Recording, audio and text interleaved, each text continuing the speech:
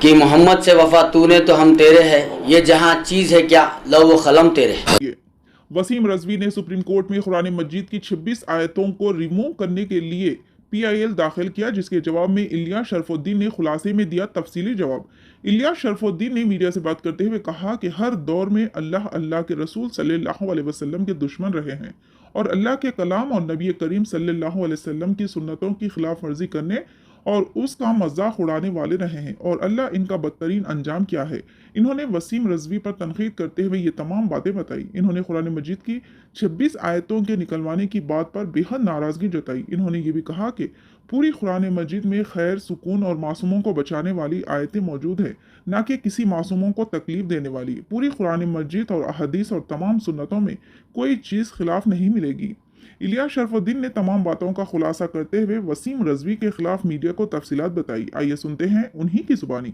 Channel को like करें, share करें और बेल आइकन को प्रेस करें ताकि हमारी नोटिफिकेशन सबसे पहले आप तक पहुंच सके। देखिए, प्रॉफिट मोहम्मद के बाद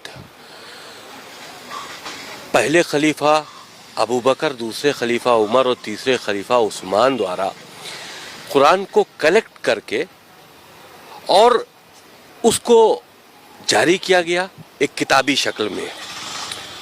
कुरान के अंदर कुछ आयतें ऐसी हैं जो आतंक को बढ़ावा देती हैं, वायलेंस टीचिंग हम कहें उसको एक तरह से, वो कुरान के अंदर इस तरह की बातें हैं और बहुत अच्छी बातें भी हैं जो इंसानियत के लिए हैं।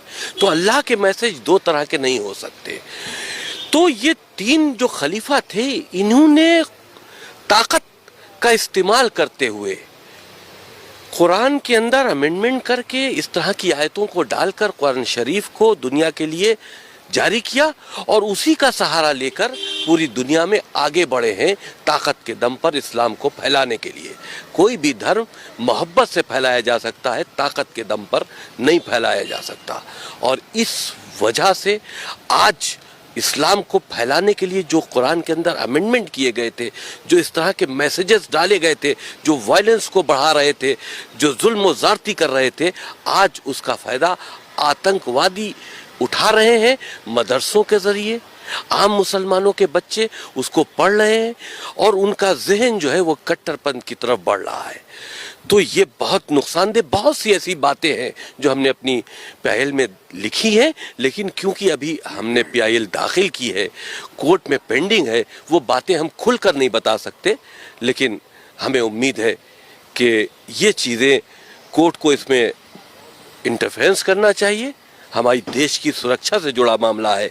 इन 26 आयतें जो वायलेंस की टीचिंग है इस्लाम के अंदर, जो पूरी दुनिया में आतंक का सबब बनी हुई है, इनको कुरान से रिमूव होना चाहिए। फेथ से जुड़ा हुआ होता है इंसानियत का मामला। किसी का कत्ल कर देना फेथ से जुड़ा मामला है। आप अगर इसको फेथ से जोड़ लेते हैं तो हमको इजाजत दीजिए कि हम काफिरों का कत्ल कर दें।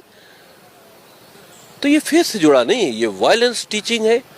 ये एक तरह से आतंकी गतिविधियों में मुसलमान बच्चों को लिप्त करने की बात है और उसका सहारा कुरान मजीद से लिया जा रहा है।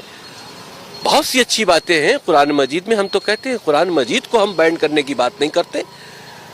उसके अंदर जो वायरस खलीफाओं ने डाला है इस्लाम को आगे बढ़ाने के लिए ताकत के दम पर, उसको रिमूव करो, क्योंकि आज उसका गलत फायदा उठाया जा रहा है और मुसलमान बच्चों को आतंकवाद की तरफ लिया जाया जा रहा है। कुरान के अंदर अमेंडमेंट करके इस तरह के अल्लाह के नाम से मैसेजेस डाले गए जो हमने चैलेंज किए हैं, उस वक्त तो उनका मकसद यही होगा कि हम इसको अपनी ताकत से जोड़े। अल्लाह के मैसेज के नाम पर जिहाद क्या है? ये उस वक्त जिहाद था कि इस्लाम को फैलाना था। आज वो जिहाद का गलत इस्तेमाल हो रहा है, आतंकवादी जिहाद का इस्तेमाल कर रहे हैं। तो उस वक्त तो इस्लाम का दायरा बढ़ाने के लिए ये काम किया गया था, लेकिन आज इस्लाम उसी से बदनाम हो रहा। अस्सलामु अलैकुम वरहमतुल्लाहि वबरकातुहू। हर दौर में अल्लाह के रसूल सल्लल्लाहु अलैहि वसल्लम के दुश्मन रहे हैं। हर दौर में अल्लाह के कलाम और नबी सल्लल्लाहु अलैहि वसल्लम की सुन्नतों की खिलाफ वर्जी करने या उसका मजाक उड़ाने वाले रहे हैं और हर दौर में अल्लाह ने इनका बदतरीन अंजाम किया है। आज के दौर में चंद यहूदी और उनकी औलादे संघी या रावदी वसीम रजवी जैसे मौजूद है जो अल्लाह उसके नबी सल्लल्लाहु अलैहि वसल्लम की दुश्मनी में इतना आगे निकल गए कि पहले तो सहाबा किराम रिज़वानुल्लाहि ताला अजमईन, खुलफाए राशिदीन, हज़रत अबू बकर, उमर, उस्मान रिज़वानुल्लाहि ताला अजमईन या उम्महातुल मोमिनीन अम्मा आयशा रज़ियल्लाहु ताला पर इल्ज़ाम लगाते थे गंदे गंदे। अब तो ये कह रहे हैं कि कुरान मजीद की आयतें निकाल दो, कुरान से 26 आयतें ये आतंकवाद, दहशतगर्दी या टेररिज्म फैलाती है कह रहे हैं।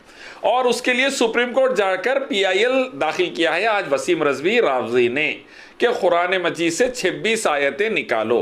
मैं ये कहना चाहता हूँ, पूरी कुरान और नबी सल्लल्लाहु अलैहि वसल्लम के पूरे सही हदीस और सुन्नतें, हम 200 करोड़ मुसलमानों का ईमान है, पूरी दुनिया के लिए सलामती, खैर, शांति, उन्नति वाली है। किसी भी मासूम को तकलीफ देने नहीं बल्कि मासूमों को बचाने वाली है पूरी कुरान और नबी की पूरी हदीस और सुन्नतें। और इसके अंदर अगर कोई चीज़ खिलाफ मिलेगी तो शैतान के खिलाफ मिलेगी, शैतान के टोलों के खिलाफ मिलेगी और शैतान के जैसे शैतानी काम करने वाले लोगों के खिलाफ मिलेगी कि जो मासूमों को मारते हैं, गरीबों पे जुल्म करते हैं, जो आतंकवाद, दहशतगर्दी, टेररिज्म फैलाते हैं, जो गरीबों का माल छीन कर खा जाते हैं, जो अल्लाह के साथ, उसके नबी के साथ बदजुबानी करते हैं या उनकी बेहुरमती करते हैं या अल्लाह के कलाम और नबी के हदीस की बेहुरमती करते हैं, उनके ख़िलाफ़ कुरान हदीस के अंदर तफसील से अल्लाह ने अहकाम दिए कि इन पर ज़ुबान से तुम जो सो एक्शन लो, ज़रूरत पड़ी तो हाथ से एक्शन लो, ज़रूरत पड़ी तो हथियार से, दहशतगर्दों के ख़िलाफ़, मासूमों को बचाने के लिए। तो आज की तारीख़ में भी संगी हो या रावदी, जो भी अल्लाह उसके रसूल के दुश्मन है, वो लोग उमूमन कुरान के ख़िलाफ़ बयानात देते हैं, अहदीस के ख़िलाफ़ बयानात देते हैं, खुलफाए राशिदीन या सहाबा किराम रिज़वानुल्लाहि ताला अजमईन के ख़िलाफ़ बयान देते हैं। अल्हम्दुलिल्लाह, अल्लाह के करम से अल्लाह ने कुरान की हिफाजत की ज़िम्मेदारी ली है। इन्ना नहनु नज़्ज़लना ज़िक्र व इन्ना लहु लहाफ़िज़ून, और अल्लाह उसकी हिफाजत क़यामत तक करेगा। कई फ़िरौन आए और ख़त्म हो गए, अबू जहल आए, ख़त्म हो गए, रशिया आया, बहुत बड़े बड़े बातें करा, ख़त्म हो गया, रोम और ईरान की एम्पायर ख़त्म हो गई इस्लाम के ख़िलाफ़ आगे। तो ये तो जितने भी है उनकी धूल के बराबर है। ये लोगों से तो इंशाअल्लाह ताला अल्लाह ताला कभी भी निपट लेंगे और अल्लाह के बंदे भी इंशाअल्लाह ताला इनके ख़िलाफ़ डट के खड़े रहेंगे, इनके जहरीले बातों को रोकने के लिए। कुरान का एक हुरूफ ने बदला जा सकता, नबी की हदीस का एक हुरूफ ने बदला जा सकता। ये सेल्फ डिफेंस के बारे में जो आयतों का जिक्र हुआ कुरान में, उसके बारे में, ये 26 आयतों के बारे में, डायरेक्ट जिहाद की आयतों से हैबत है इन लोगों को, डायरेक्ट जिहाद की आयतें। और जिहाद अल्लाह ने जद्दोजहद करने का हुक्म दिया रावण की औलादों के खिलाफ, शैतान के रास्ते पे चलने वालों के खिलाफ, अबू जहल जैसे या उसके रास्ते पे चलने वाले जैसे लोगों के खिलाफ। जिहाद है नेकी के लिए, सलामती, शांति, उन्नति के लिए, बुराई को, दहशतगर्दी को, अजाब को, जुल्म को ख़त्म करना, ये जिहाद है। और जो भी जालिम हैं हर दौर में उन्होंने सबसे ज़्यादा डरते हैं तो वो जिहाद की आयतों से डरते हैं कि जिहाद आ गया तो हम काढ़ेंगे। यकीनन जो भी जुल्म करेगा, बच्चियों की इज़्ज़त लूटेगा, मासूमों को लिंचिंग में मारेगा, जो भी देश के अंदर आग लगाएगा, दुनिया में आग लगाएगा, गरीबों पर जुल्म करेगा, मासूमों की जान लेगा, उसके खिलाफ तो स्टेप्स लेने का अल्लाह ने हुक्म दिया, रसूलुल्लाह ने हुक्म दिया, हमारे कॉन्स्टिट्यूशन ने भी इजाज़त दी है उसके खिलाफ, दस्तूर ने भी इजाज़त दी है कि जालिमों का हाथ पकड़ो और रोको बोलकर। और दुनिया के हर कॉन्स्टिट्यूशन ये कहते हैं, और वेदा गीता, भगवद गीता खुद ये कहती है, बाइबल, गुरु ग्रंथ ये कहते हैं कि जालिमों को रोको, मजलूमों की मदद करो, आतंकवादियों को रोको, मासूमों को बचाओ, जलील किस्म के लोगों के जलालत को ख़त्म करो और अच्छे लोगों को बढ़ावा दो। हर धार्मिक किताब कहती है, कुरान भी कहता है। इनको हैबत सिर्फ वो आयतों से है, क्या बोलते देखिए आप, चोर के दिल में चोरी, तो जो चोर है उसके दिल में चोरी है, सिंपल। तो सब इनको जो इख्तियार कौन दिया, और ऐसा जो लोग कंप्लेन कर रहे हैं, जो भी निकाला हुआ, इनके खिलाफ एक्शन होना या नहीं होना? ऐसे देश को तोड़ने वाले, देश में आग लगाने वाले, मासूमों के खिलाफ बोलने वाले और ख़ास तौर पर मजहबी किताबों के बारे में जहरीले बयानात देने वालों के खिलाफ देश को अगर बचाना है, भारत बचाना है, तो सख्त से सख्त कार्रवाई करना लाजिम है, ज़रूरी है। अल्लाह के नबी सल्लल्लाहु अलैहि वसल्लम ने अपने दौर में कुरान को सहाबा से लिखवाया था, झाड़ की खालों पर, हड्डियों पर, चमड़े पर, और सहाबा ने वही कुरान को किताब की शक्ल दी। अब जो भी इसके ख़िलाफ़ बोल रहा है, देश में आग लगा रहा है, मेरा मानना है उसके ख़िलाफ़ सख्त से सख्त कार्रवाई की जाए, उस पर केसेस दायर किए जाए, उसको जेल में पटका जाए, अगर नहीं सुधरे तो उसको जहन्नुम भिजाया जाए गवर्नमेंट की तरफ से। कर रहे थे उमर रज़ियल्लाहु ताला अबू बकर सिद्दीक़ और उस्मान गनी के दौर में, दौरे खिलाफत में ये आए थे जबरन जो है कुरान में नौज़बिल्ला इनका कहना है, तो इसके बारे में आप क्या कहेंगे? मैं ये कहूँगा कि यहूदी पूरी ट्रेनिंग नहीं दी है वसीम रज़वी को, आधी ट्रेनिंग दिए। जैसा पूरी ट्रेनिंग देते तो वसीम रज़वी 2 जुमले और बोलते थे कि रसूलुल्लाह के दौर में किताब की शक्ल में नहीं था, बाद में किताब क्यों लाए। ये लोग सुन लेना चाहिए और समझ लेना चाहिए। अल्लाह के नबी सल्लल्लाहु अलैहि वसल्लम ने हर रमज़ान में सहाबा को कुरान का दौर किया। जिब्राइल अलैहिस्सलाम के साथ रसूलुल्लाह दौर करते थे और पढ़ते थे सहाबा के सामने। और आखिरी रमज़ान जो नबी सल्लल्लाहु अलैहि वसल्लम का इस ज़मीन पर रहा, इस दुनिया से गुजरने से पहले, आपने 2 बार जिब्राइल अलैहिस्सलाम के साथ दौर किया और सहाबा को सुनाया भी रमज़ान में। और सहाबा ने वो आयतों को अल्लाह के रसूलुल्लाह सल्लल्लाहु अलैहि वसल्लम के हुक्म पर, झाड़ की खालों पर, जानवरों के बड़े बड़े हड्डियों पर और चमड़े पर, जानवरों के चमड़े पर लिख लिया। उसी को जमा कर ज़ैद बिन साबित रज़ियल्लाहु ताला की निगरानी में हज़रत अबू बकर रज़ियल्लाहु ताला ने कुरान को किताब की शक्ल दी। वही कुरान को, न कमी न ज़्यादती, अल्हम्दुलिल्लाह। क्यों? उसकी वजह यह थी कि बहुत से हाफिज़ उस दौर में जंगों में शहीद हो रहे थे, तो कुरान जब के हुफ़ाज़ शहीद हो रहे थे तो उमर रज़ियल्लाहु ताला ने हज़रत अबू बकर रज़ियल्लाहु ताला से कहा कि क्यों ना कुरान को किताब की शक्ल दे दी जाए हिफाजत के लिए। तो उसके लिए वो जो कुरान लिखा गया था चमड़े पर, झाड़ की खालों पर और हड्डियों पर, उसको जमा किया गया, न कमी न ज़्यादती। इस पर उम्मत का इजमा है। अब जो भी इसको नहीं मानता है वो उम्मत में से नहीं है, जो भी इसका इनकार करता है वो उम्मत में से नहीं है, 200 करोड़ मुसलमानों से भी नहीं है। उन्हें हो सकता है आरएसएस का पिल्ला होगा, संगियों की औलाद होगा, यहूदियों का बेटा होगा, मुसलमान उम्मत में से नहीं है उन्हें। अल्हम्दुलिल्लाह मुसलमानों का ईमान है, कुरान मुकम्मिल एक जगह जमा है, क़यामत तक रहेगा। एक ज़ेर ज़बर का फ़र्क नहीं आ सकता इंशाल्लाह, एक आयत इधर उधर नहीं हो सकती। और अहादीस भी इंशाअल्लाह ताला मुकम्मिल नबी सल्लल्लाहु अलैहि वसल्लम के महफूज है, सुन्नत महफूज है।